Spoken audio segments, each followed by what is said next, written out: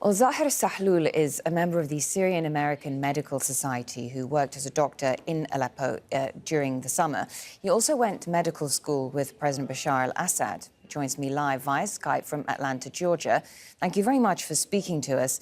So let me start by asking you about this hospital that has faced attack in the east of Aleppo. We know that the hospital had already been bombed earlier on in the week. What can you tell us about the destruction caused to this facility? Is it operational in any way?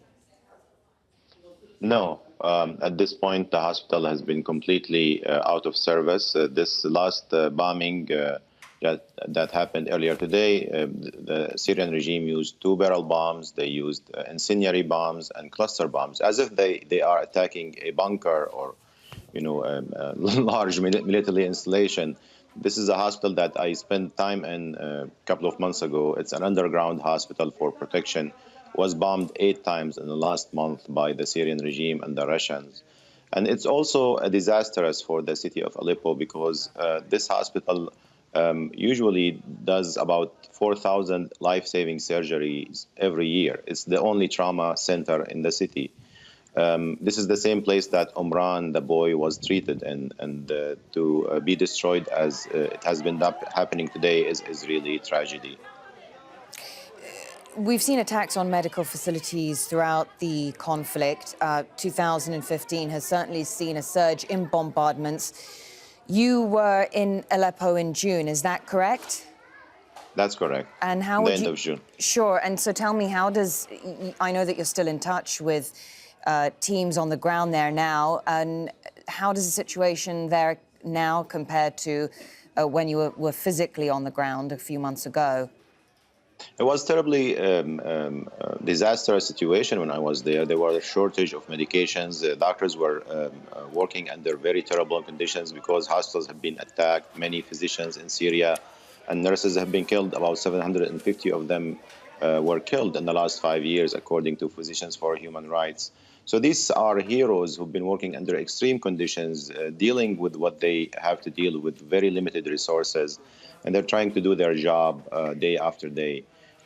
Right now, the situation is even worse, and I talked with one of the nurses in the same hospital area today after it was bombed, and he was screaming for help. He said, please do something to stop the bombing. Please do something to stop the bombing. And fortunately, the international community is not moving to action. These heroes, these people who are working under extreme conditions, the doctors and the nurses who are remained in Aleppo because they want to serve their local population, are asking for 2 things. Protection from the bombing that the Russians and the Syrian regime have been throwing on them, and also access so they can get medicine so they can treat their patients.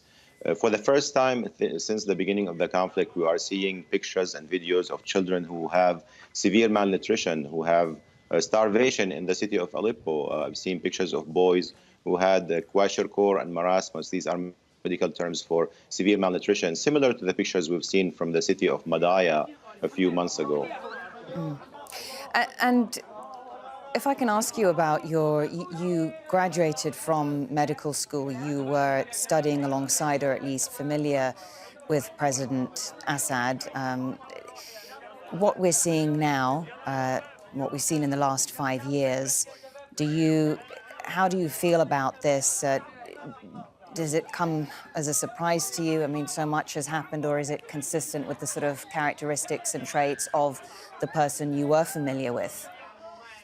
I mean, he was nothing special was about him when he was in medical school. I mean, he wasn't brutal. He was not known to be arrogant or ruthless. But what's happening right now, that you have a physician who swore the Hippocratic Oath to protect patients, regardless whether these patients are his friends or his enemies. This is our oath as physicians. And right now he's overseeing the killing of doctors and nurses and patients and destruction of hospitals. It's ironic, to say the least. And at this point, he's really a war criminal. Every hospital that is attacked and every doctor is being killed is a war crime. And it's really ironic that you have a physician, or supposed to be a physician, who is overseeing this destruction. I think what's more ironic is that the international community is letting him doing that and letting the Russians doing that with impunity.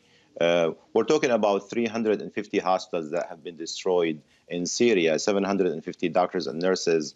This is a new normal that is created in this conflict that the international community is tolerating. And besides the words and the description of what's happening, we're not seeing an action to stop this genocide.